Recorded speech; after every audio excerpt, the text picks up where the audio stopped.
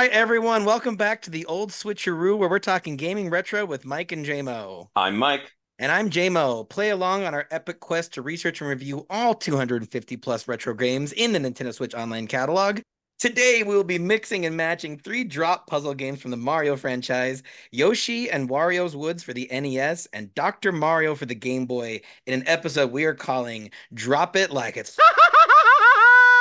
Hot. And yeah, Mike, that is supposed to be the Mario touching fire in Mario 64 sound effect. Aren't you glad you convinced me to put the game titles in the names for our episodes? Oh, incredibly. Wouldn't this be an SEO disaster? Well, Mike, you're not as glad as I am to have one of the pioneers of the nerd podcasting scene. Guest hosting today is Lisa, one of the co-founders of the prolific Geek Pop Podcast. How you doing, Lisa? Oh, I'm good. Hi. Oh, it's so special. So I think you're downplaying it a little bit because I was looking back over the history. You guys started Geek Pop in at least what, 2013 or sooner? Yeah, just about it's been I think 10 years. And I know this because we started it before my friend Chris, the creator of the podcast, had his daughter Harley. And she's 10. Oh, and she's like a full-on person now. Yeah, yeah. I don't know how she got so old. That's crazy. And I mean, I'm not exaggerating, and this might be dorky or revealing my own ignorance, but yours was the first podcast I'd ever really heard of. Like you're like, oh, like Brian and Lisa are doing a podcast. And I was kind of like, what's that? Like I never really wrapped my head around what a podcast was. You guys have produced over 260 episodes, correct? Did I see that right? Just about, yeah, I don't remember, but it's around that number. And there's some episodes that never aired. But that's a huge just body of work. You guys covered the rise and fall of the DCEU. Yeah. You guys, had pretty much every moment of the nerd industry, the release of nearly half a dozen game consoles. I was just curious, having kind of discussed and covered nerd news for so long, was there a favorite topic that you would discuss with the boys, or there's a particular type of episode you guys would do that were your favorites? I think when we would go over and we'd all go and see the new movie that came out, whether it was Superman or whatever, and just kind of, sometimes we'd see it together, sometimes we'd see them separately, and we'd all come together and kind of talk about it. And, kind of hearing everyone's thoughts and, what parts they loved, didn't love. It really it was kind of fun just to do that part because it's like I love watching movies. I'm a big movie buff in that. So, we talk about games a bit. So it's kind of like all the little parts of things that I love kind of came together and, we would talk about them. I'd say for the most part, the things that I really like to talk about were kind of left to the side a little bit just because I wasn't in charge of a lot of it, of the topics. So, I'd get some in every once in a while. And that was just me, I kind of needed to be stronger in like, hey, let's go talk about this, because like I feel like with the zeitgeist of it, like if we were and we're kind of in hiatus right now, but if we did an episode, last year with, the Barbie movie, I feel like I would have been the one like pushing like, guys, we got to see this. This is going to be big. And I know we've all watched it and I've talked with, everyone kind of on the side about it. And I'm like, I love that movie. That it hit all the right notes for me. There's a lot of nostalgia because she was literally what I like to say, lighter Barbie. Because there was a Barbie that had roller skates that actually like lit up, like they were like lighters. It was great. It was the best thing. And it's like I remember because I had one and my mom was like, you can kind of keep it. But it was like I knew about the recall on them. I knew it wasn't something I was supposed to have, but I was like, these are cool. I have such a weirdly related memory because one of the Ghostbusters toys had like actual sparks as part of the toy, and I remember thinking like, "How is this legal? Like this doesn't feel like a toy." So you mentioned you guys are in hiatus, and you guys are mainly a Facebook nerd news site now. Essentially. So I don't have Facebook, so I asked Jack, to use Jackie's phone. And like before I knew it, like I had been scrolling through your feed for like 15, 20 minutes. Like you really hit this nice sweet spot of like a little bit of commentary from Geek Pop and then just like really interesting headlines. It's a good scroll. It is, and that's a lot of Chris. He definitely puts a lot of work into that and still maintains it, even though we're not actively producing podcasts. He still keeps the page going and still posts relevant stuff. I see it on my feed and I'm like, yeah, that's cool. Yeah, that's cool. I mean, I automatically like it just to get us more likes, but I also like it. I mean, I'm not really liking our stuff. Okay, so I do this to all my friends that are doing any sort of music, podcasting, anything that art, anything that needs a voice. I will always 100% like it. I may not watch it all the time, but I 100% like you because I want it to get further. And I know the way the algorithm works. If I like it, then it shows it to people associated with me that may not know about this. You hear that, everybody? Gotta guilt trip people. I appreciate your support. I think the most impressive part about that podcast is you've been doing a podcast. You were doing a podcast at a time where the name podcast still made sense. Yeah, from iPods. Yeah. That is a weird relic at this point. Yeah, it is. And it was a lot of Chris had the idea, but he didn't know how to make like to get it to the RSS feed, to get it to kind of shoot out and to get a website. And I just kind of like, well, let me screw around on WordPress and see what I can do. And that's a lot of what our podcast was one of us would have an idea, the other one would try you like, use our tools and fulfill it. It's how we got into conventions because we were like, okay, well, we want to do this podcast, we want to go to conventions, how do we do this? And so it was like, let's go to Comic-Con's website and see what they say we have to do, and that's what we built it off of. So anyone that wants to see any of their online presence, check the show notes for links. Okay, so game number 1, are we ready? Let's go. Okay, well, that was good. I like that. So let's get into our first game for today, which is Yoshi on the NES, released in 1991.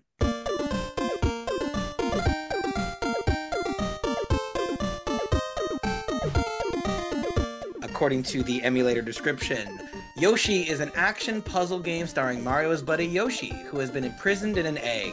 Now it's raining Goombas, bloopers, and Boo Buddies, and you have to help Mario stop the airborne invasion. As the critters fall, catch them on trays, stack 2 of a kind and they both disappear, or capture the whole bunch in between eggshells. When the eggshells match, out hatches Yoshi, and up goes your score. The action heats up as the characters fall faster and faster. To save the day, switch and shuffle, and don't let your piles get too high. So let's take a look at the box art, because that was often people's first impressions. They're all kind of identical, from the Japanese box art to North America to the EU box art, which I've featured most prominently. You have a yellow background and then Yoshi essentially hatching out of an egg as sort of the premise behind the box art. Lisa, you played this game as a kid. I did. I actually had it for my Game Boy. So I didn't even play it on the NES. So, but it looks the same. Yeah. So there's that going for it. Were you a keep the box kind of kid? Would you keep the boxes for your games? No, I didn't. I think I still have the manual that came with it. I think I still have that, the game manual. So do you have any kind of opinion or impression of these box arts? I would have bought all 3. They're cute. I really liked Yoshi as a kid, and I played a lot of puzzle games, so as I'm finding out. So I mean, I'm used to the American box art. That's what is on my game. That's, what I see. It was kind of bought in a sense that my brother and I both had our own Game Boys, but we didn't all have the same games. And I really liked Dr. Mario, so this was, I think, kind of a fix for, well, when your brother's playing Dr. Mario and you don't get that cartridge, here's one for you. Yeah, and it's funny because like the game sort of feels that way too. It's like, this is familiar. It's not as good, Yeah. but it's kind of scratching the same itch. Yeah, it does. So the North American cover promises pure puzzle panic. Yes. And I really wonder what impure puzzle panic would be like as a game. Impure puzzle panic, like the witch hunts, pretty much. Something like that. So like in that one, you'd connect like 3 and they'd like catch on fire or something. Yeah, exactly. Yeah. Yeah, that seems like a game.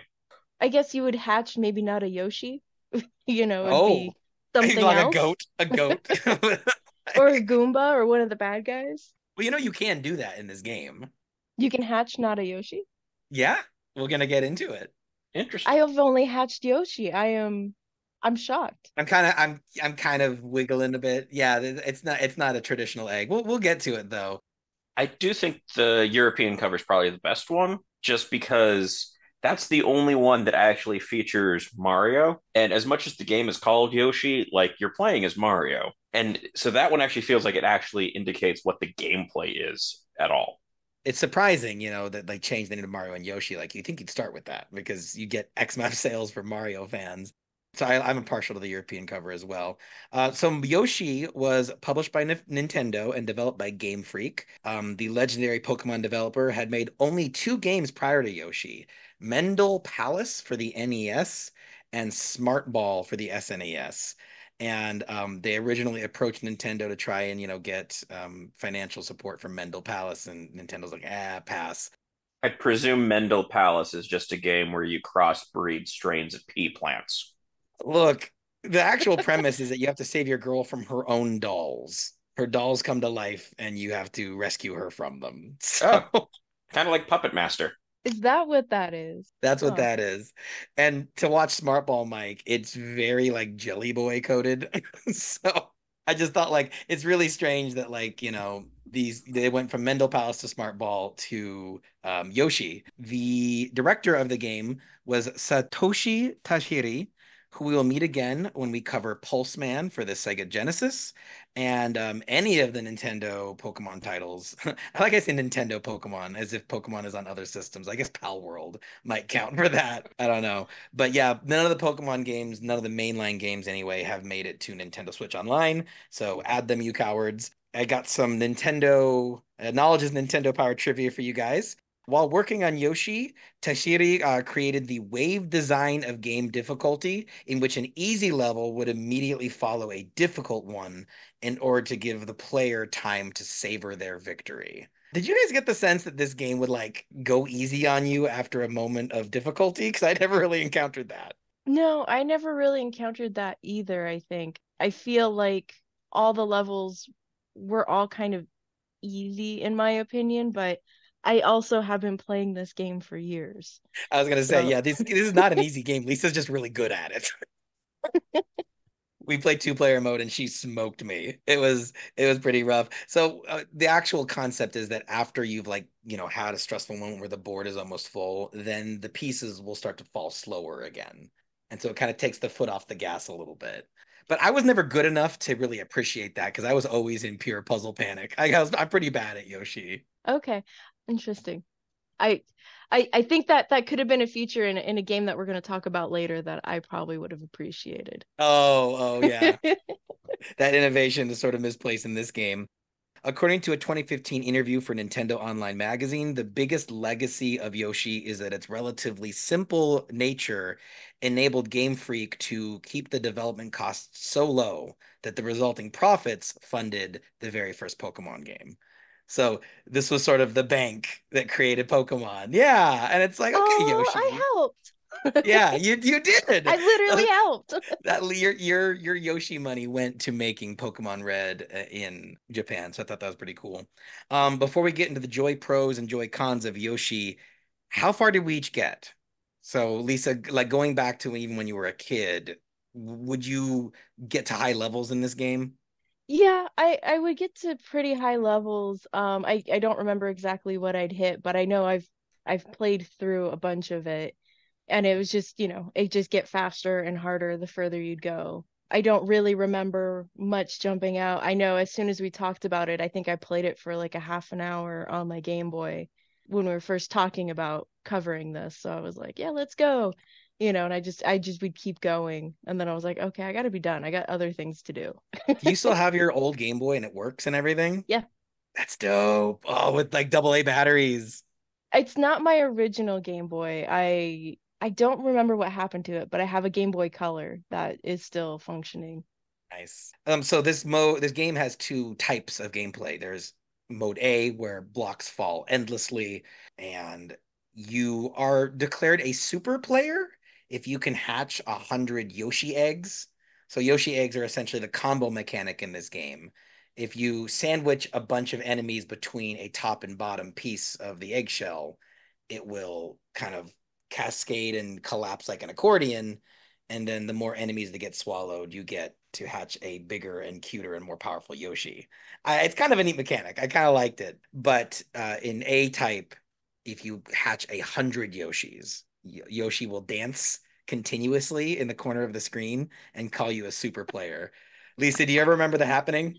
I don't remember that happening. I don't think I ever hatched 100 eggs in one session. It's a tall order. That would take a while. I would guess it would take at least an hour, if not more, of nonstop gameplay. And then mode B is you're challenged to not just survive an endless onslaught of blocks, but to clear the blocks off the screen. And every time you do, you get to see a cutscene of Mario forcing Yoshi to eat items of increasing value until it maxes out at the P switch at level 28, the P switch from Mario. Did any of you guys get to one of these cutscenes in playing the game? I think I only played the first version. A type? Yeah, so I got to like 25 Yoshi hatches, but Not bad. Or is that bad, Lisa? I don't know. I'm not good at this game. No, I think that's fine. Is 25 Yoshis in one session good? I think so. I mean, it's a quarter of super. There you go. Yeah. Yeah. I've only played A type either. Oh, you never did B type? I don't think so.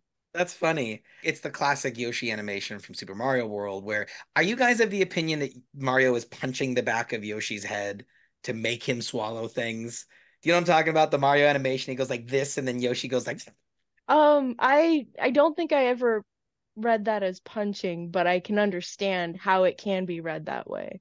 there's like a debate. I kind of think he's like going like go, like he's commanding the tongue lashing. I never really thought of it as like abusive per se. And did either of you ever see Yoshi dance, Mike? Did you get that far? You got like what, 25 eggs? Yeah, I got 25. I don't recall dancing. So I don't think any of us really quote unquote beat this game or got as close as possible. But you know, I think there's quite a few things to appreciate about it. But Lisa, can I have you go first because this is something you appreciated as a kid? Sure.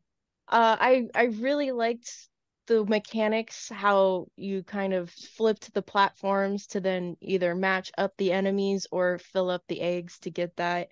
It was a little different than, say, Dr. Mario, where you had the pieces already set and you had to match to it. So it kind of used a different, I'd say, mechanic, even the way you thought of how to beat the level, would switch with that, besides with Dr. Mario, where it was kind of preset. I know I really liked it as a kid. I loved Yoshi. I loved hatching the little Yoshis. I'd always like, do a little happy dance when I did it. Yeah. It was a cute, fun, game. Like, if to me this would be, if I had it on my phone, I'd play it every day.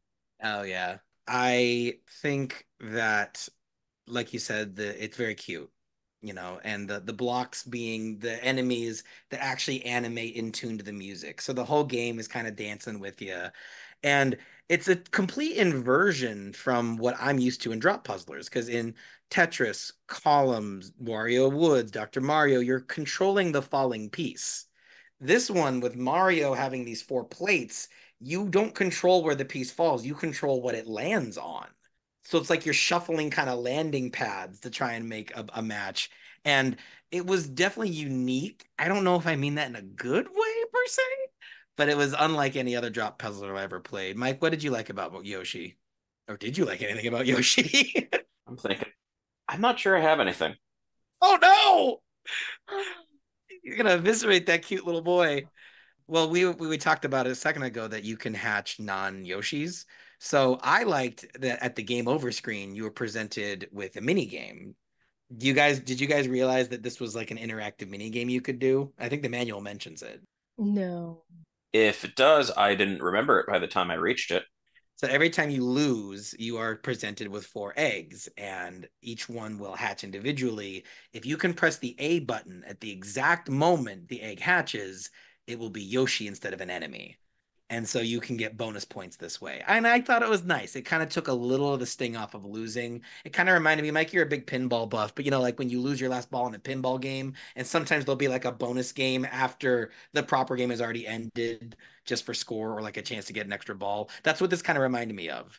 And I just appreciated that little bit of extra gameplay variety. That's actually more involved than pinball because usually it's a random number generator and it's if your score matches. So like you're not actually doing anything there. It's kind of just like a last minute lottery. Oh, like a slot machine. Okay. Yes, I like it even more now. And like I kind of mentioned, I like the Yoshi egg mechanic. Like I didn't do a little happy dance when I hatched Yoshi's Lisa, but I definitely got a smile because like you start with like baby Yoshi, and baby Yoshi is so over it. He's just kind of like, like his eyes are half closed, and then eventually, if you swallow more enemies with the egg, Yoshi will grow wings, and then he'll have like a power star at the last one.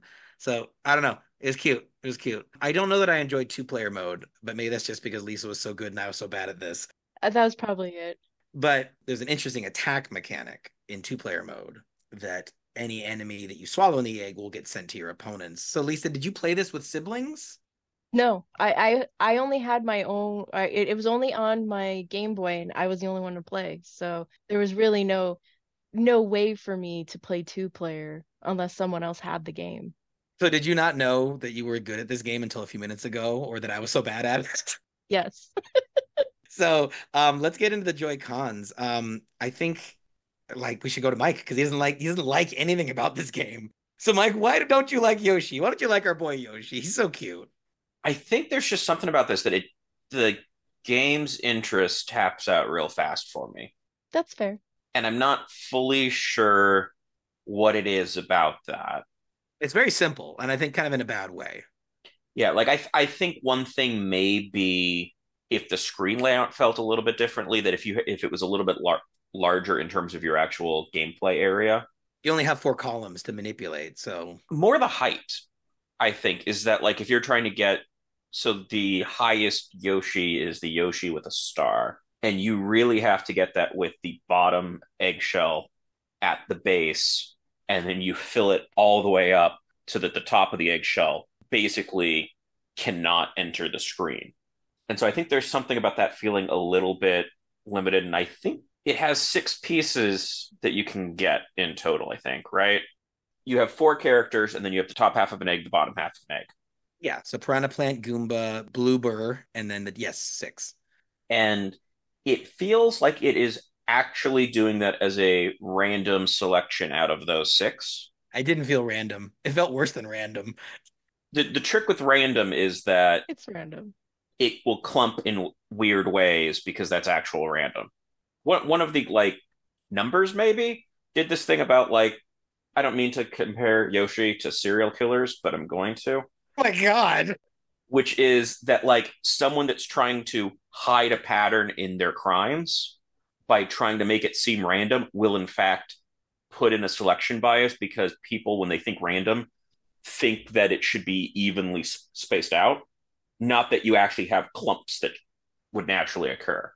But isn't true random a big ask for a program? Isn't that like really difficult or almost? I thought it was impossible. Someone said it was impossible. Sort of, yeah. A lot of it will use pseudo random stuff. Like you grab something out of the time in a way where, since as stuff falls, that's kind of, there's a little bit of variation in there. So you can get things that introduce something that seems pseudo random. I think this should have actually had a little bit more of a finger on the scale in my mind. Okay, to kind of give you what you sort of need to survive. Specifically, the eggs. I feel like I would adjust that. Like the first time I played, it was a long time till I ever saw a bottom part of an egg.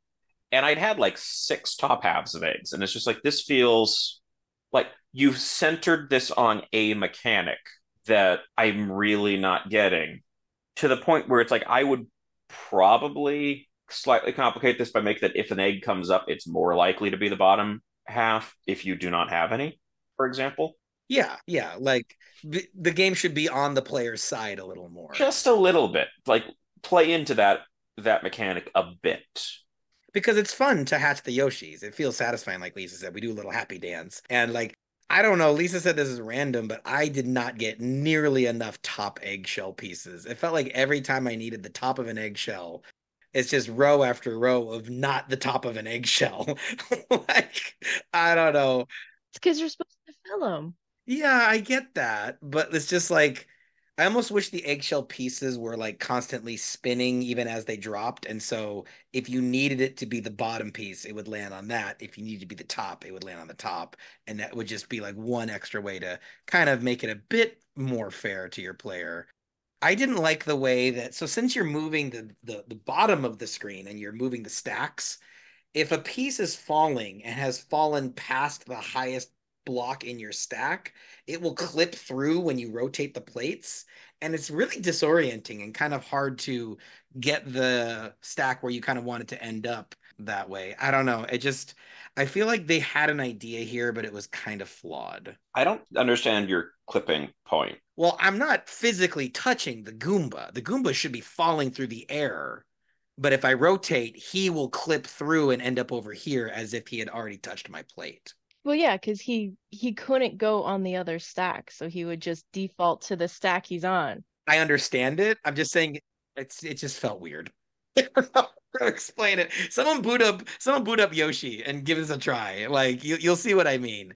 I know what you're talking about, and it's just to me, or at least the way I see it, is you've missed that point of putting it on top of the other one. So there's like a point of no return for where they've got that set, and you've hit it. So he just defaults with the stack that he was going to land on anyways. I get that, like, I get from a programming wise what you're saying, but I feel like for the physicality of the game, it's disorienting. From physics, like it has to, because otherwise it would have to pass into the other object. Destroy the whole universe. Anything else to criticize about the game? I don't think so. Like it's not like it's like I'm not saying like this is an actively bad game. I'm actively bad at it. That's what I'm hearing. It just I don't feel like there's this sense of depth to it. To use the Tetris comparison, like in Tetris, when you get good at that, you really start being able to look a lot ahead into how you're strategizing. And with this, you run out of space quickly, and the next pieces always start falling, I believe, as soon as the previous ones have reached all the way down. So as you're getting more and more filled up, the time between pieces falling starts shrinking rather than Tetris, as you're filling it up, the pieces are still falling at an independent rate. So it kind of just feels like there's not a sense to really get into a greater sense of strategy. And the monsters will disappear when two are touching. And so like the only kind of combo mechanic is the eggs. It just, I don't know, it's just missing the fun, I think. And that's pretty important when we're talking about a video game. Speaking of fun, are we ready to move on to game number 2? Yes. Yes. All right, so let's then spin into game number 2 for today, which is Wario's Woods on the NES, released in 1994.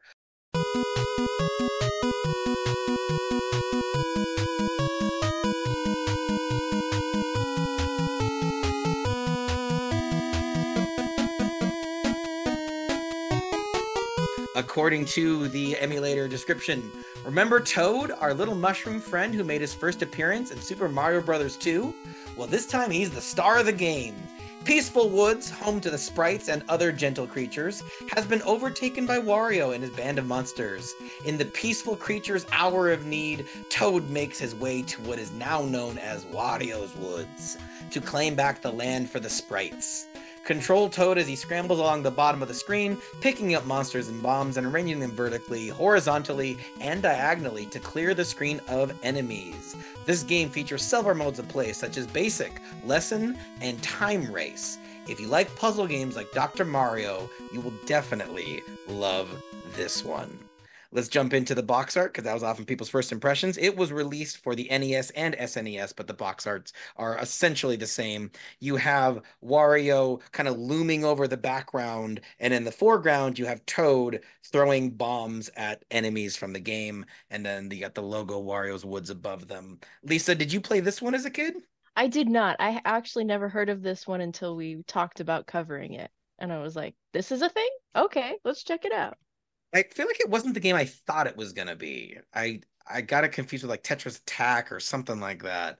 But this was a blind spot for me too. Mike, what's your impression of the box art? This really plays up the bombs to a level that almost feels surprising, and I don't know why. I do also think it's an interesting portrayal of Toad. It's kind of menacing. Just in general with this game. So, like, the description talks about this as, like, just remember him from Super Mario Brothers 2 with this very much, remember Toad, he's back in Bomb form? Yes. What I find weird though is the manual refers to him as Toad, the Mushroom Kingdom hero, and I'm like, when was that ever the case? I mean, he was one of the better characters in Super Mario Brothers too. So I guess maybe canonically he was the player character of that game. I honestly don't know. I think the way he's drawn, he's throwing a bomb, which like you can't throw things in this game. It'd be kind of neat if you could. You sort of can, just not far. Yeah, you like place them, you kind of throw them into the space in front of you or diagonally above you or I guess underneath you. But the enemies in this box art, they look terrified. Like you'd almost be forgiven for thinking that Wario is the player character and that Toad is like the antagonist of the game. Do you guys see what I'm talking about? Yeah, because he's throwing the bombs at the at the sprites. So yeah, yeah. He's like, take it. They don't seem to be doing anything to him. And then you add on the layer that these, like, according to the manual, right, Mike? These like were brainwashed citizens of the woods. Didn't Wario turn them into the monsters? This is essentially the same beef I have with Guardians of the Galaxy 3. Have I given you my nerd rant about that movie, Lisa? No, I haven't heard it. Guardians of the Galaxy 3, just to divert for a second, I thought it was a really good movie. The whole central story arc is about Rocket and how he was abused into becoming this half machine, half person, and you have sympathy for that. But then the big battle in the hallway set to No Sleep Till Brooklyn, they're gunning down other animals that have been similarly tortured into becoming killing machines. Why am I psyched for them being killed, Lisa? I because they're not Rocket. I don't know. I feel similar. I had a lot of issues with that movie, and a lot of it's because of that. The tone shift in there. Yes, yes. Oh my gosh, you're the first person to acknowledge that I have a point. Thank you for being here. I deeply appreciate that. It's a weird sequence if you think about what they're really killing. Like, it's dark. So in Wario's Woods, the manual puts this as it's Wario and his band of monsters that are displacing the native creatures. Okay, I could have sworn I read something about them being brainwashed into becoming the monsters. Hopefully I'm wrong. Hopefully I'm wrong, and this isn't like a whole another twisted layer to the narrative. Wario's Woods was developed by Intelligent Systems. We will see them again when we cover the fantastic Paper Mario for Nintendo 64. Just an utterly great RPG. We're going to love that, I know. It was directed by Kenji Miki, who is credited on 18 different Nintendo Switch online games. This guy is like daddy Nintendo Switch Online. He's done so much work for the games in this catalog. Mike, we've covered one of his games already, Baseball on the NES. Remember this one? Ah, yes, baseball. I take it he loved it. I'm not judging the game, I'm judging the sport. I just want to be clear. Yeah, Mike's sighing for Okay. sports in general. Not sports in general, that one in particular. Mike, you're going to lose the MLB audience for our podcast. But anyway, Mike never wanted you, you dirty baseball fans. This is gonna go viral. Yeah, a little hate baiting. Anyway, I like baseball. Designated hitter rules are dumb. I don't know which league I'm insulting with this, but I'm insulting one of them. What's not insulting is that this was the last game that Nintendo ever published for the NES. It was the last Nintendo published game for Nintendo Entertainment System. And since it was so late in the NES's lifespan, it was the first and only game to get a rating KA, kids through adults. So I thought that was kind of interesting. So, Lisa, did you ever play Animal Crossing? I know you're a big Animal Crossing player on the Switch. Did you ever play it on the GameCube? No, the Switch, the New Horizons was the first version I've ever played. Inner Island's great if you ever get a chance. Maybe we'll put a link in the show notes, Mike. But Wario Woods was fully playable in the GameCube version. If you went to the little shop and you bought an NES and then you bought the cartridge, you could go use the cartridge on the actual thing and it would open up an emulator with an Animal Crossing. So I thought that was pretty sweet. I kind of wish they had done that in the Switch Animal Crossing New Horizons. Because how easy would that have been to let me play a game and then be like, hey, play it on Nintendo Switch Online or like buy it on the eShop, you know what I mean? Kind of a missed opportunity. There, I feel like with the Animal Crossing New Horizons, there were a lot of missed opportunities, but I also understand at some point you have to be done.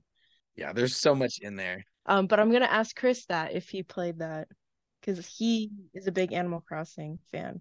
Let us know what he says. My last piece of trivia for Wario's Woods is that it was released on the Satellaview, which Mike will remember is the Japan-only peripheral for the Super Nintendo that let you download games, full games, via satellite radio. They released Wario Woods Bakusho version, which used the satellite radio to provide humorous commentary from comedy duo Bakusho Mandai. And they also replaced the sprites with the main comedic actors. So I thought that was kind of fun. That's You don't cute. really, yeah, you don't see Nintendo doing like celebrity cameos very often outside of like the Mario movie. So I thought that was kind of neat. Before we get into the Joy Pros and Joy Cons of Wario Woods, how far did we each get? Because once again, there's two game modes. The one that I considered the main game mode was round game, where you are clearing the screen of objects and then you fight a boss every like 10 to 15 screens. I really, really wanted to beat this game for you guys. I don't know if anyone cares but me, but I got to round 70. Oh my gosh. Yeah, and it gets really difficult. And I thought I was going to make it, but when I learned today that there were 98 levels, I think, I was just like, I can't beat that many in a day. But I really, really tried. Did anyone beat this game? I did not. I made it to about level 20, I'd say. I don't think I don't think I defeated two bosses. Okay, but you fought at least one of them. I fought one boss and I got far enough in that, and I did hit the sprite that changes is one color, and then you hit it with the bomb and it changes colors. So I hit a different type of sprite, but for me, I kind of lost motivation. I was like, oh, okay, I see what this is and what it's doing. I then went into the timed versions and kind of pushed everything to like the max level to see if I could, like I understand this. This is easy. Ha ha ha. I could not. I was not that great at it. But I did go back to this one several times to play. So as much as I'm gonna say this was my least favorite of the games we played, I did try and go back and play it more than I thought I would. I am shocked because like we'll get to it in a second, but this was by far my favorite. I adored Wario's Woods. And I mean, I got to level 70. Like I wouldn't keep trying unless I was enjoying it. Mike, how far did you get? Just shy of 40, and that was on the version that has the bosses, which gets rough. I was also hopeful at first that I would get through this because I think the speed run record for that mode is like an hour 15. Okay, that's a lot for a speedrunner. Yeah. So I'm like, maybe I can get there in a few hours, and the boss battles would really slow me down. I think in part the mechanics on how to beat the bosses took me a long time to get my head around. So let's, for those who haven't booted it up, and by the way, this is on the base level Nintendo's online subscription, like all of the games today. So if you have a Switch, you probably have access to this. Unlike other puzzle games where you are just controlling the Tetris blocks or controlling the rotating gems or whatever, Toad is physically running around the screen. And he physically is lifting blocks and throwing blocks and kicking blocks in order to try and get matches of monsters to the appropriate matching color bombs. And if you have at least a chain of three, it explodes, and then there's a timer in the screen. And my first joy pro of this is that I love all the personality that is added through these characters. Birdo, who is an antagonist of Mario 2, is kind of flirtatious and just sort of kind of just gazing at you kind of dreamily as you play. But she has a timer next to you and she's cheering you on. But then when her timer runs out, she'll wave goodbye, and then Wario takes place on the screen, and now he's like watching gleefully as the ceiling starts to crush you closer and closer to the ground. The ceiling of which is a thwomp. So like I don't know between the audience characters and the Toad running around the screen and the ceiling itself being a character, this had way more personality than any puzzle game I've ever played. Do you guys agree or disagree?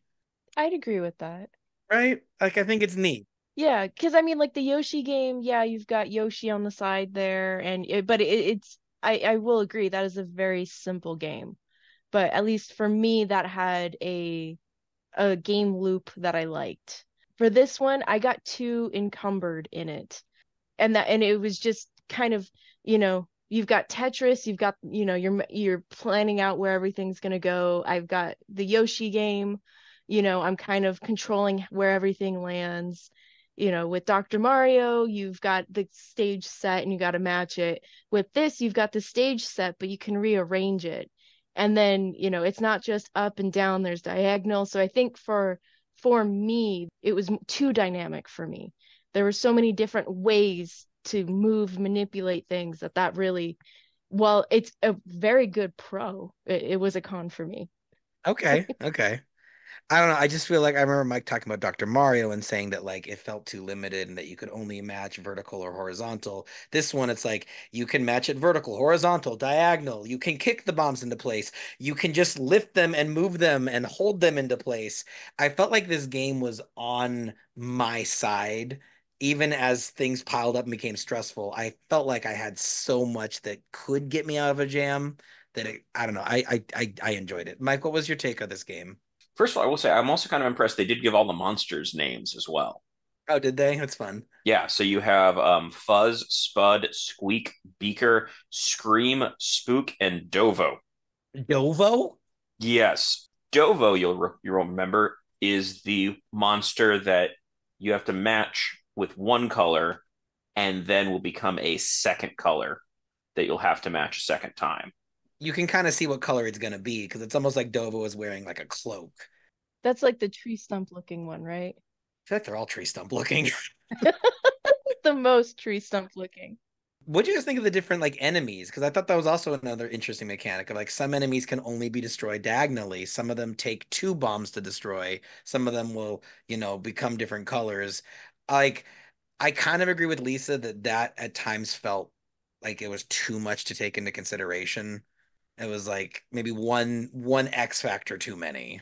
I think the only one that I think really was frustrating is that for one of them, you have to match them twice in a short time window. And those would get frustrating.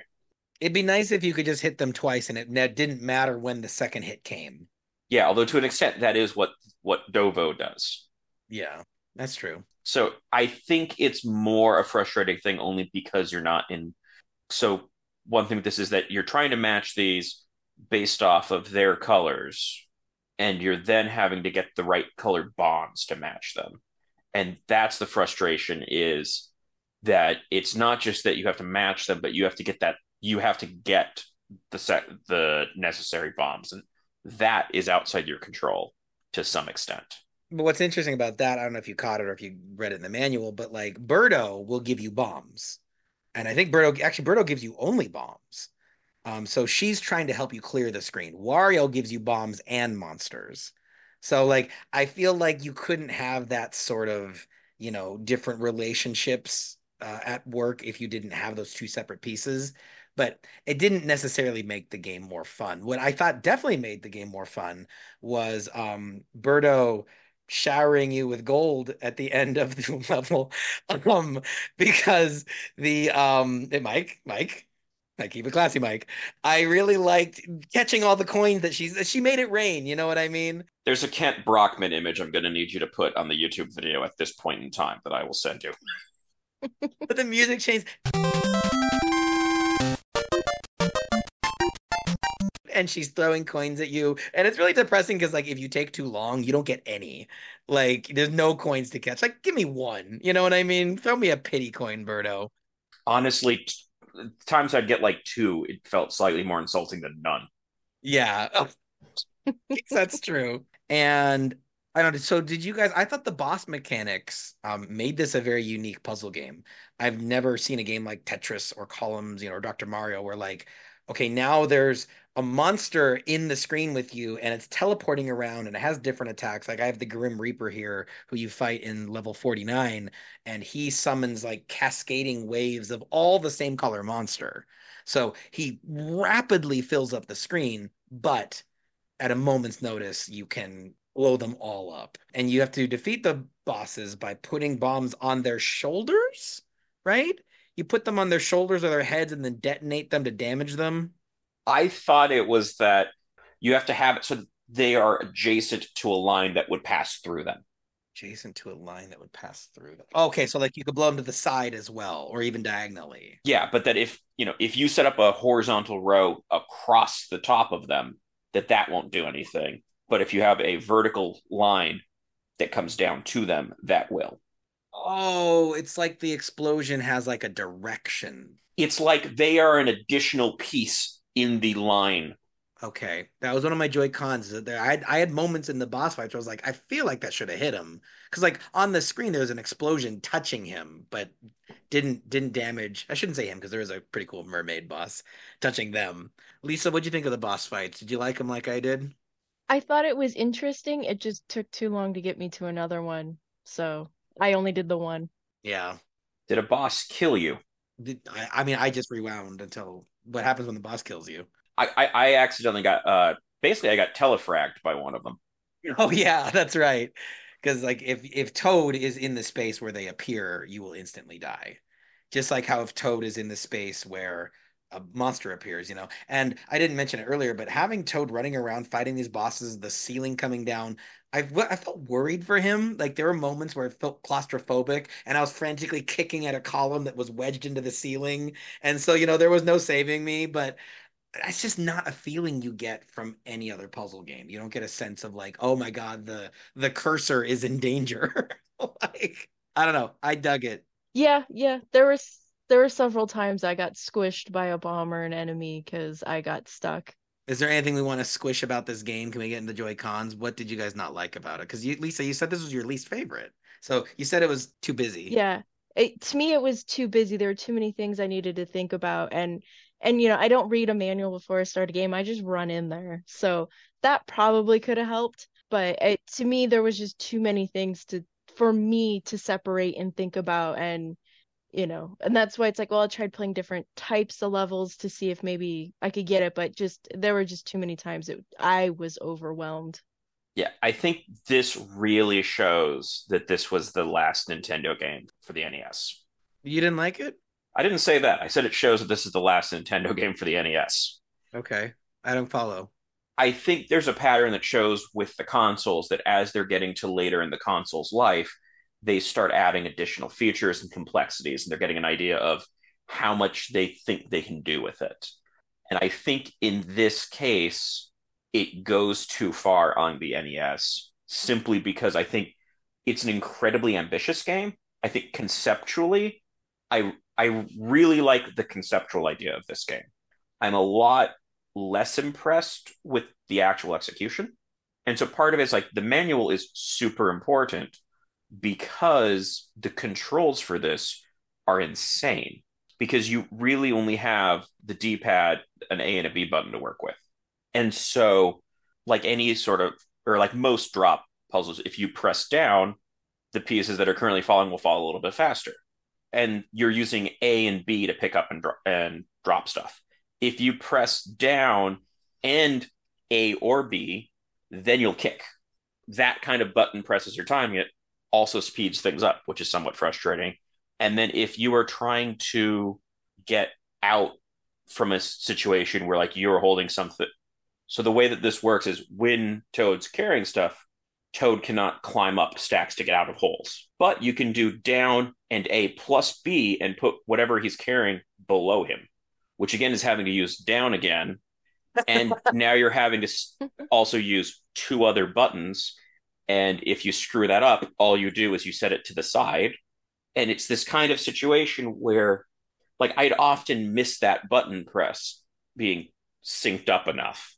Yeah, I think that I enjoyed this so much because I was rewinding every time a mistake was made. And like as like you said, conceptually this is great. I felt like it controlled a little sloppier than you'd want because with a puzzle game, you want precision. Tetris is a very precise game. In this one, there'd be moments where Toad would grab the wrong block because I didn't climb high enough. He would slip into little pits I didn't mean to fall into. And I would just rewind, but I could see how if you're playing it like you did, Mike, that was probably not great. Were you aware that there was an SNES version that has different levels? So you can go to this Church of Wario, complete with a stained glass window portrait of Wario. There's even like cliffside levels and an overworld map. I'd be curious to try this version. I also wonder because the graphics were, so much better on the SNES and the system was more powerful. I wonder if it felt a little less jerky and a little bit more precise. I'd like to think, hopefully. Yeah, and I also kind of wonder if because as you run like left and right, Toad will just kind of run up and down stuff. Yeah. And Mm-hmm. for me, I feel like I would have preferred, at least for the like, if to go up, you actually had to push up because the amount of times I'd be running over and Toad would just kind of immediately round the corner and start up. And it's like, and now I grabbed the wrong thing. And so there's this element where they're trying to do a whole lot at once. And just with the controls that were present, it felt a bit limited. And so it leaves me cautiously optimistic about a later version in this.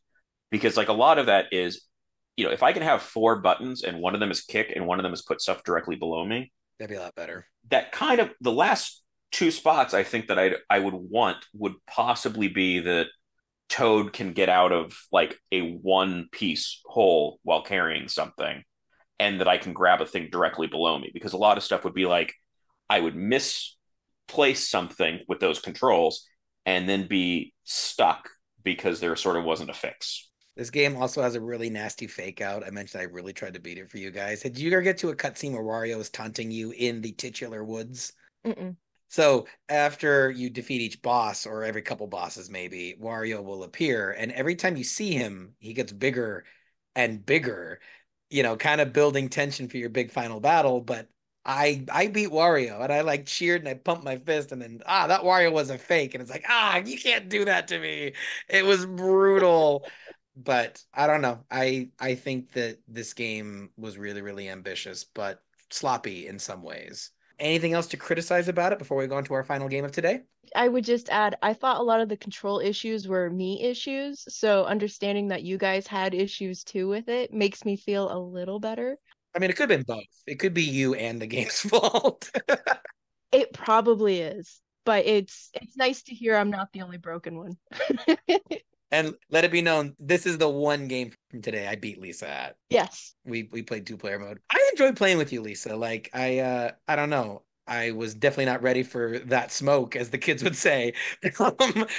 But I just thought across the board, all these games are pretty fun to play in 2 players. There is one thing I'm going to give this credit for as well, though, at least with the rounds, it basically gives you a checkpoint like every 5 levels. Yes. So if you make it through 35 or 40 or something, and then you're like, I would like to continue, either that you're starting over or you took a break, you can just go back. Yeah, from the menu. Yeah, from the menu. There's no weird thing here. So that is also super nice. Mike is so dedicated to gaming authentically that he writes down passwords. And it's like finally an NES game that didn't ask you to do that. Late cycle at NES. You're right, though, because I mean, just another thing we didn't really talk about, but just how fully featured this is. There's 2-player versus mode, there's endless mode, there's fight the boss mode, there's lesson mode, which just gives you little scenarios that you have to survive. It's just like, you're right. This is a very full featured NES game. Even if you didn't like how it played, you kind of respected everything it attempted. So let's move on to our final game for today, Dr. Mario on the Game Boy, released in 1990.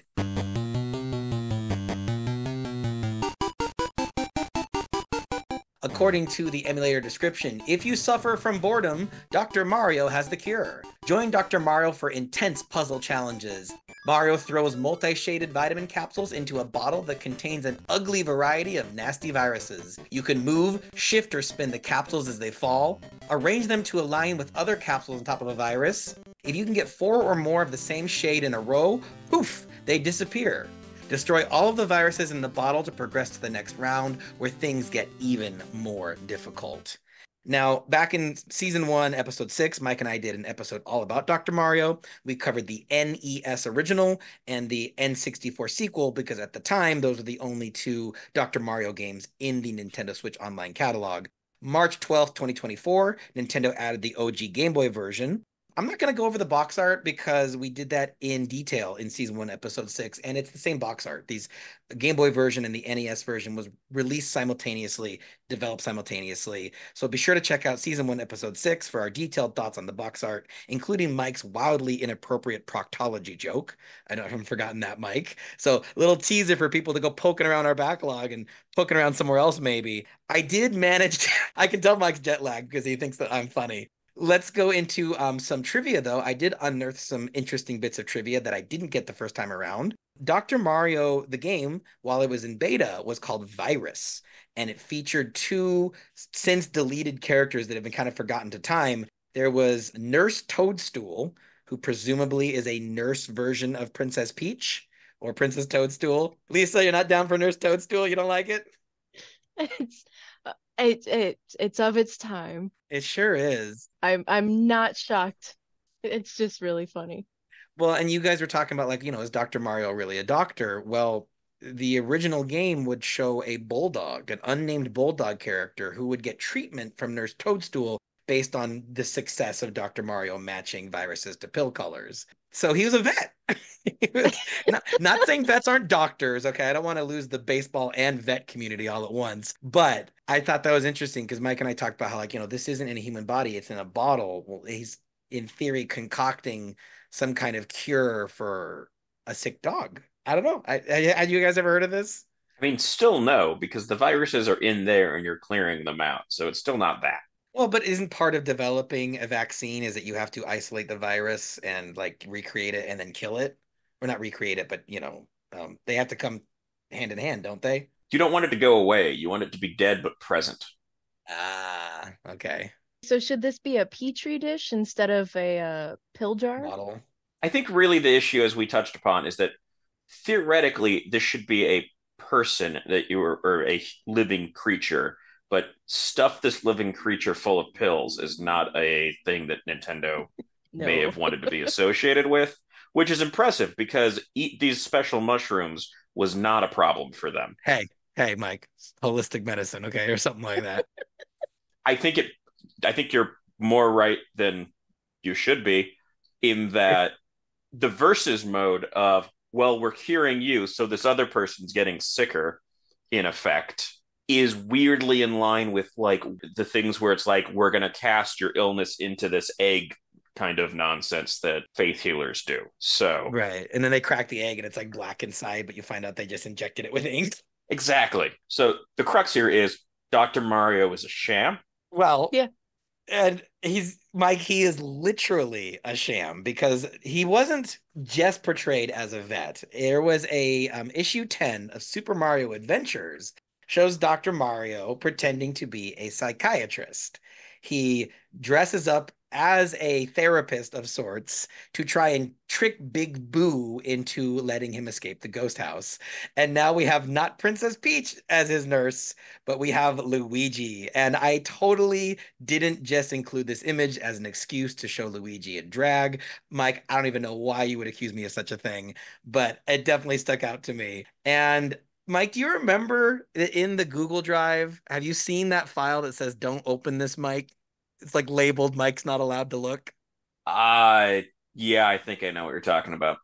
This image I took back in September 2023, and like I think we had just released the Dr. Mario episode. There is a Dr. Mario trail in Granada Hills. It is something that my wife and I have done, and I stumbled upon this thing that says "Welcome to the Dr. Mario Trail." And the sign you can't really see it, but it's Dr. Mario A. D. Campos. But as far as I'm concerned, it's still Dr. Mario. Yeah. So I don't know if anyone's going to show up. Okay. But check our Discord because my wife and I are going to do a hike on the Dr. Mario Trail and play Dr. Mario at the peak of the Dr. Mario Trail. And I figure if nothing else, Lisa, it's going to get a couple of clicks. Oh, that's hilarious. Yeah, it's like a 5 mile loop, but I don't think I'm gonna do the whole thing. We're just gonna go up to the Dr. Mario tribute. And I figure like, we'll clean up the trail along the way. We'll do a little trail upkeep to pay tribute to the actual man. But I don't know. Dr. Mario Trail, Southern California meetup. This is going to be a great setup for a different true crime podcast about what happened to Jaymo. Should we start this, Mike? No. Yeah.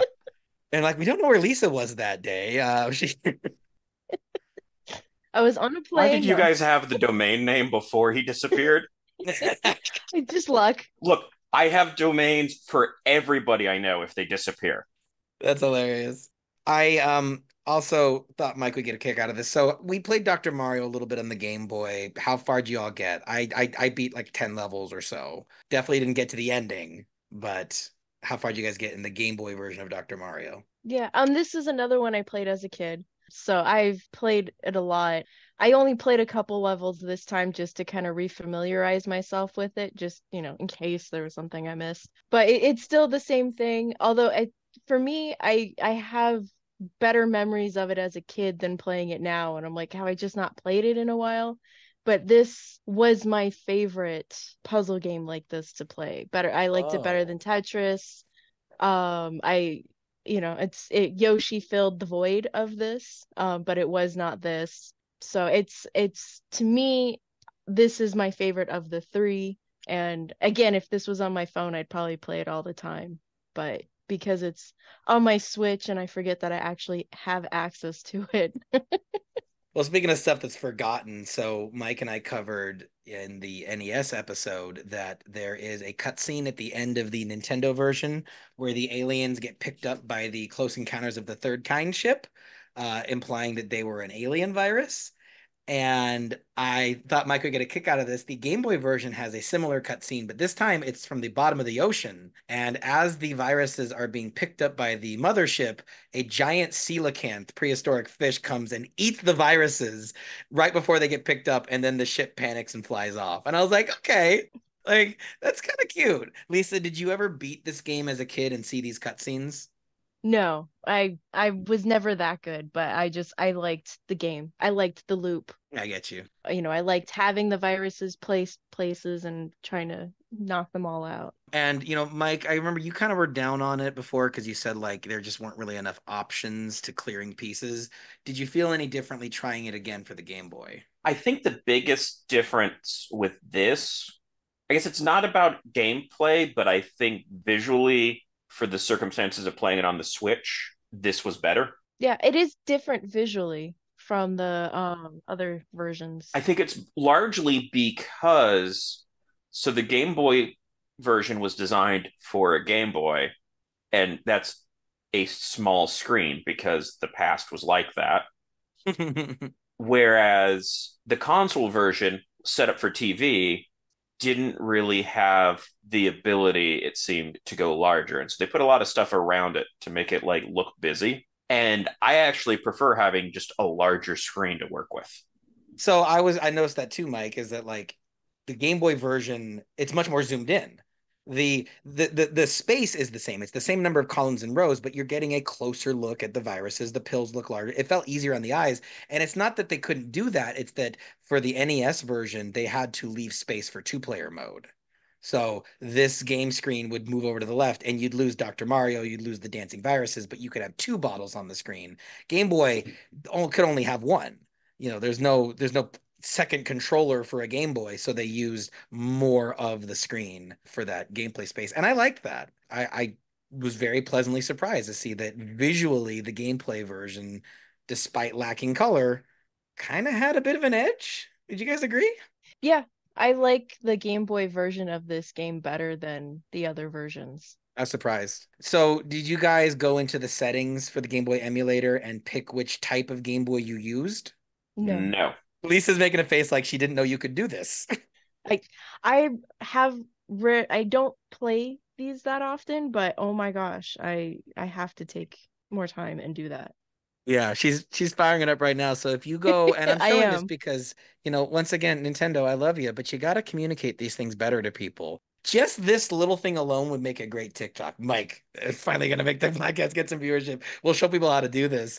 But yeah, you can just click on settings and you can play with a classic Game Boy, Game Boy Pocket, or my favorite Game Boy Color because it adds, well, color to any old Game Boy game. Does Game Boy Pocket add Pocket to the games? No, it does not. It would fit in the pocket. But you can even go as far as reproducing the classic feel, which would give this screen a fuzzy look, like the actual Game Boy screen. And you can make it the exact dimensions of the original Game Boy screen. So essentially just make it smaller. I don't know why you do that, but it's neat. I like that it's in there. Oh yeah, right. Okay. I was like, you can make it the exact dimensions. And I'm like, I don't know how it's gonna pull that off. And then I'm like, right, people play the Switch on the Switch. Yeah. Yeah. I only play it on a TV. I forget it has a screen. That'd be really hilarious if on your big screen TV it would somehow calculate and make it still the size of a Game Boy, so you have to stand all close like Michael Scott. Oh my God, no. Well, so I thought that everything that made Dr. Mario fun before was still fun. I like sort of navigating the pills through the chasms of viruses to get it to just the right spot. And I love how in this game there's only three different types of viruses. There's in the NES version blue, red, and yellow. In this one, it's black, white, or speckled. And because there's only three different viruses to destroy, any given pill, there will almost always be a good place for it. That's not true in Yoshi and Wario's Woods. In Yoshi and Wario's Woods, you often get a piece like, I just don't need this. Now this is just going to get in the way. I feel like 9 times out of 10, there's a place to put the pill. It's just, can I maneuver it? So I liked it for that reason. Yeah, that's fair. Is that what you liked about it too? Like it just kind of clicks. It definitely clicks better. And yeah, it's you're right with the just the three colors, you know, Yoshi pulls that up to now there's six. Wario Woods, and I think I was feeling that really hard in there was I'd get the color bombs that I don't need yet, and it's like, where do I put you? So yeah, it is much simpler in that, and that's I think this one has the best game loop out of all three. Like kind of convincing me. I'm really surprised, but yeah. So, something to criticize about it though. Can I go into the Joy Cons for Dr. Mario and wrap this up? Absolutely. It's on the Game Boy, right? So if you wanted to play two-player mode, you need two Switches. You need two physical Nintendo Switch consoles because each player needs their own screen. And as fun as it was to smack talk with Lisa, although, I wasn't winning, I can't see her screen. And I think that a head-to-head puzzle game is better in split screen because you can kind of look over and see when your opponent is about to lose or see when they're popping off a big combo. So this is like the inferior two-player mode, both because you can't see each other's screens and because there's just more setup than the NES version or the N64 version, where it just, has two players plugged in at once on one screen. Anything about the game that rubbed you guys the wrong way? I guess I'm a bit disappointed to learn that when you switch to Game Boy Color, the viruses are not. Yeah, I mean, I guess yeah, because Mike and I covered in our Kirby episode that there was actually like a chip to give certain games the proper colorations. And so it would kind of have been neat. But I thought that the black, white, or speckled was a clever workaround. Like I got used to it very quickly. Yeah, I would say how it was programmed too. Even though, yes, there's a version where they're blue, red, and I think yellow. That wasn't in this version. So to color them that way would include probably more coding than necessary. And you said there's a little device for that. That makes sense because it wasn't built the same. Right. And I'm thinking about how that chip, that device worked. That would mean that whatever is the black one would be the color black for everything would be like blue per se. So the score would be in blue, and Dr. Mario's mustache would be in blue. Maybe it just wouldn't have looked good. It wouldn't have. I don't know. I mean, they were able to put color to Mario. Well, yeah, just his like his skin, you mean? Oh, I see what you're saying. And texture wise, well, I think we can see in the other one if it's the same texture. It's not. It is a different texture. Yeah, Yeah. it's And it's not the same colors as the other ones. so Mario's not really white. Purely psychologically, I do find it interesting that I just always thought of the viruses as being black, white, and gray. Oh, you didn't see speckles, you saw gray. I just translated it to what they're going for, I thought. Interesting. Yeah, I translated speckles to gray too, but I saw the white ones as yellow. It's so funny.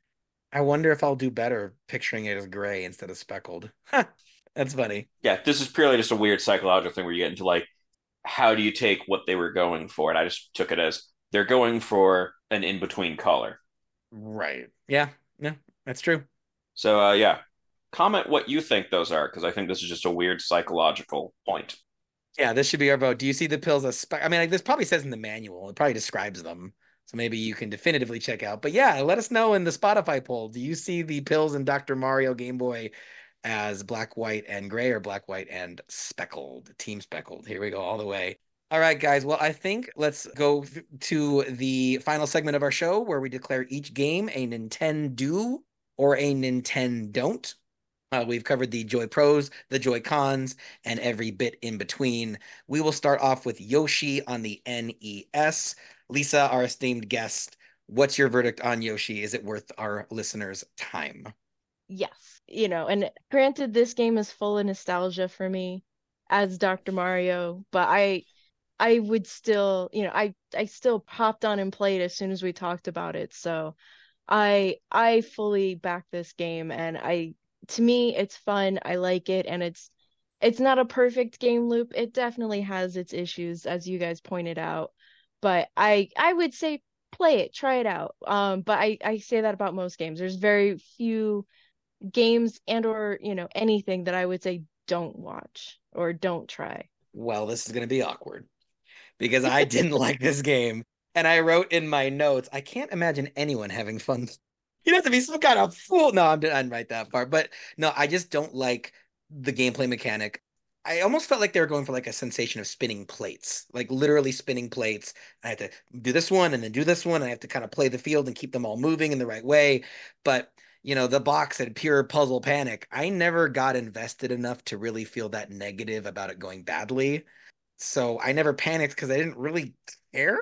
It's definitely cute, but I was a Nintendo ordering Super Nintendo. I'm so sorry, Lisa. That's okay. But Mike's gonna be the tiebreaker on this one. Mike, Yoshi, Nintendo or NintenDON'T? I think I'm going NintenDO'N't on it. It doesn't have enough to grab me.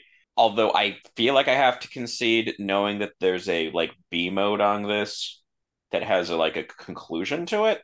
Kind of. It's a conclusion. I'm not saying it's a great conclusion, but it's a conclusion. That does slightly tempt me to go back to that just for the sake of it. Yeah, like see how far you can get. Okay, so let's move on to game number two, Wario's Woods. Lisa's already mentioned this was her least favorite game of the day, but she also just mentioned that she's pretty easy to please and would recommend almost anything. So Lisa, Nintendo or NintenDON'T? Easy to please and saying people should give things a shot are not the same thing. Fair enough. Yeah. And that's this for me is a Nintendo don't. Oh! But I have a feeling I'll come back and play it again. And it just for me it was too much. But part of me is curious and like, well, maybe if I give it a little more time, will I like it better? But I still would say try it. I wouldn't say don't try this. If you're going to have to spend $50 to play it, probably not. Don't let this be the game that makes you pay to buy this stuff. But if you already have it and it's already free to you, try it. I don't see the harm in spending 20 minutes to an hour to figure out if you like this or not. Okay. And you wouldn't say it's so obviously bad that no one's gonna really like it much. Yeah. Well, I mean, I loved Wario's Woods. I was just hooked on it. It's a Super Nintendo for me. I think it's so creative having Toad in the gameplay field. I think the boss fights are really cool. I think all the personality to it. Like this might be my new favorite puzzle game. Like I adored Wario's Woods. So, kind of similar to the Yoshi conundrum of, we're just opposite sides of the same coin, Lisa. Mike, once again, tiebreaker, Wario's Woods. Where are you going? I think it's a novel enough thing that I think I'm going in a reluctant Nintendo on this. I think that the ambition of the concept outweighs my frustration with a lot of the controls. So you are giving a reluctant Nintendo. Yes. Nice. All right. Well, then that brings us to our last game for today. I want to go first on this one. Okay. I'm very proud of this. To determine whether or not a Dr. Mario prescription is right for you, I've created a handy flowchart. First of all, are you colorblind? If the answer is yes, you should play Dr. Mario on the Game Boy because the black, white, and speckled thing, that won't matter, right? In the NES version, blue, red, and yellow, if you're colorblind, that game's impossible. If you're not colorblind, do you have the Nintendo Switch Online expansion? If yes, you should play Dr. Mario 64. It's everything Dr. Mario does, but better. It's got a story mode, it's got 4-player versus, it's got co-op. Lisa, have you checked out Dr. Mario 64? I have not. I didn't know that it was a thing, but I will check it out when I can. It's sick. Yeah, if you like the Game Boy version, you're gonna love this one. It's everything and more. You're really gonna call it sick? Dun, dun, dun. And do you want to play two-player versus? Because if you don't have the Nintendo Switch Online expansion and you want to play two-player versus, you should play the NES version. If you don't care about two-player versus, play the Game Boy version. So for me personally, since I have the Nintendo Switch Online expansion and Dr. Mario 64 is better in every way, Game Boy version is a NintenDO'N'T. Lisa, you got to be a Nintendo. This was like your favorite game. It's a Nintendo, and I haven't played the N64, so I can't really say whether it's greater than that, but I honestly think even without playing that, that the Game Boy version is probably the best version of Dr. Mario to play. You got to check it out. Just with how the screen's laid out, and it's much more visually, I'm gonna say, pleasing on the eye. There's less things to distract you from the physical goal of the game. Yeah, I get it. Okay, Mike, final word. Dr. Mario on Game Boy. I'm gonna say I'm tossing out that entire flowchart down to if you, I worked really hard on the flowchart. yeah. The problem is that the premise was wrong, not that the flowchart looks bad. What? Which is, I think if you wanted the story mode, then Dr. Mario 64 is the only one with that. Otherwise, I think it's the Game Boy version, just kind of across the board. I would go Nintendo do on this, and I think it has a better layout, and so even though it's missing the colors, I think the gameplay is stronger. Okay. Even stronger than the 64 version to your memory. I think so. I'm less sure on that. Definitely, it's this over the NES version. That's awesome. The 64 just definitely wins on if you actually want like a story mode plot thing about stealing drugs and whatnot. It's pretty much exactly as illicit as it sounds. Well, guys, I think we're gonna call that game over for today. The final scores are Yoshi, a NintenDO'N'T, Wario Woods, and Dr. Mario on the Game Boy and Nintendo. Lisa, thank you so much for joining us. Before you go, why don't you tell our listeners where they can find you? You can find us on Facebook. We're Geek Pop, or if you do the search, it's Geek Popping. We are on iTunes. I don't know if Stitcher's still around. So we were on that. We never quite made it to Spotify, but if you go to our website, geekpoppodcast.wordpress.com, we have all the shows live on there. And if anything's missing, just let us know. We'll fix it. Sounds good. And everyone, join us next time when Mike and I will be whipping through more of the Nintendo Switch Online catalog in our epic quest to research and review them all. Next on the docket for Spooktober, it's Castlevania on the NES and Castlevania Legends on the Game Boy.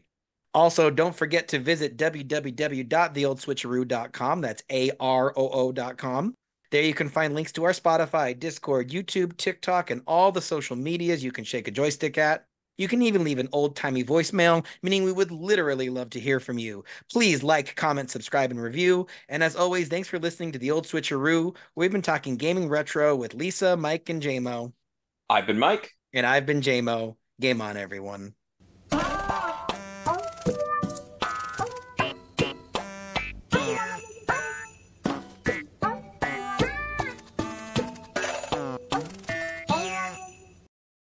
An episode that we are calling Drop It Like It's... Oh, I think I nailed it. I think I nailed it. You're gonna That hate was the fact that your audio cut out at drop it Yep. like it's and then came back at I think I nailed it. So I'm going for the Mario 64 touching the lava sound effect, which is Mario going, Keeps and cutting you. it keeps cutting because I keep breaking Zoom. All right, Mike, you might have to insert that sound file. I know you love when I give you little things to do in audio editing. Should I just start over?